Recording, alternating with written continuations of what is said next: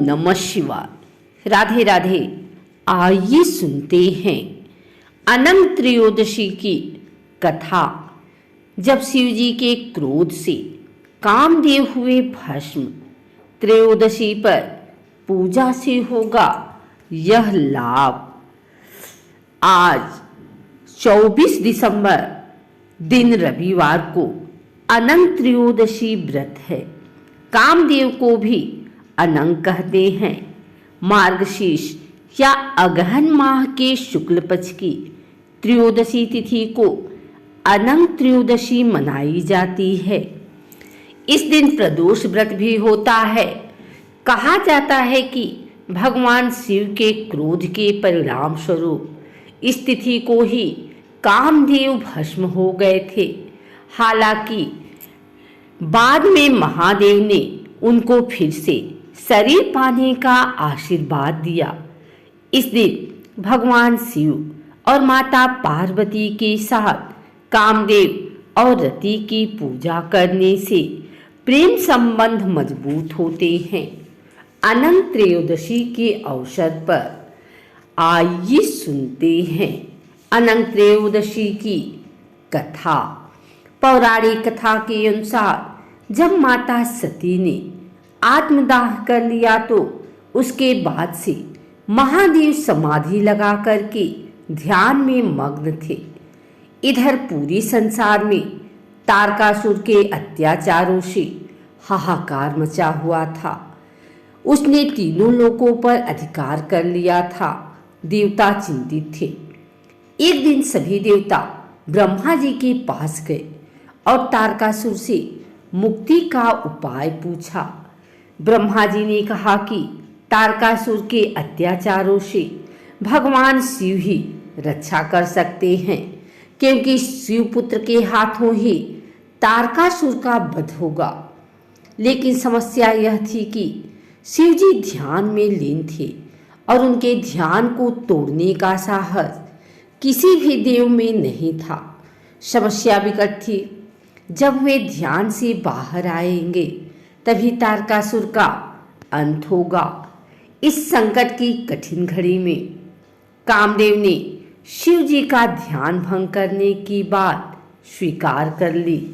कामदेव अपनी पत्नी रति के साथ शिवालय पर पहुंच गए और वे दोनों भगवान शिव का ध्यान भंग करने का प्रयास करने लगे।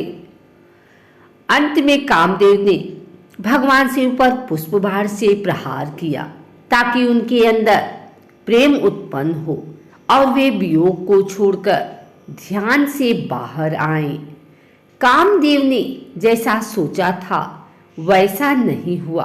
ध्यान टूटने से शिव जी अत्यंत क्रोधित हो गए और उन्होंने अपना तीसरा नेत्र खोलकर कामदेव को भस्म कर दिया। पति का भस्म रूप में देखकर रति बिलखने लगी। उसने शिव जी से क्षमा मांगी और कामदेव को वास्तविक स्वरूप प्रदान करने की प्रार्थना की। भगवान शिव ने कहा कि कामदेव का शरीर जलकर भस्म हो गया है। वे अब अनंग हो गए हैं, यानी वे बिना अंगों वाले हो गए हैं। वे जीवित रहेंगे, लेकिन वे सभी के हृदय में काम रूप में मौजूद रहेंगे। द्वापर युग में वे भगवान श्री कृष्ण के पुत्र प्रद्युम्न के रूप में जन्म लेंगे और फिर से उनको शरीर प्राप्त हो जाएगा। शिव जी ने रति और कामदेव को आशीर्वाद दिया। धार्मिक मान्यता के अनुसार अनंत त्रयोदशी के दिन जो कामदेव और रति की पूजा करता है उसका प्रेम संबंध प्रगाढ़ होता है। अनंत त्रयोदशी तिथि पर भगवान शिव की विधि विधान से पूजा करने के बाद कामदेवता और उनकी पत्नी देवी रति की भी पूजा की जाती है। कामदेवता की पूजा में सुगंधित पुष्प, इत्र, चंदन, फल और मिठाई अर्पित करते हुए अपने सुखी दाम्पत्य जीवन या सफल प्रेम संबंध की कामना करनी चाहिए। काम देवता को प्रसन्न करने के लिए उनके मंत्र ओम कामदेवाय विद्महे पुष्पबाणाय धीमहि तन्नो अनंग प्रचोदयात् का स्फटिक की माला से अधिक जप करना चाहिए। हिंदू धर्म ग्रंथों में अनंत त्रयोदशी व्रत का बहुत ज़्यादा पुण्य फल बताया गया है। हिंदू मान्यता के अनुसार अनंत त्रयोदशी व्रत को विधि विधान से करने पर साधक पर न सिर्फ देवों के देव महादेव का आशीर्वाद बरसता है, बल्कि प्रेम के देवता कहलाने वाले काम देवता भी अपनी कृपा बरसाते हैं। मान्यता है कि भगवान शिव जहाँ साधक को सुख और सौभाग्य का आशीर्वाद प्रदान करते हैं, तो वहीं काम देवता उसे सुखी दाम्पत्य जीवन प्रदान करते हैं। काम देवता की कृपा से उसके प्रेम के वैवाहिक संबंध मजबूत होते हैं।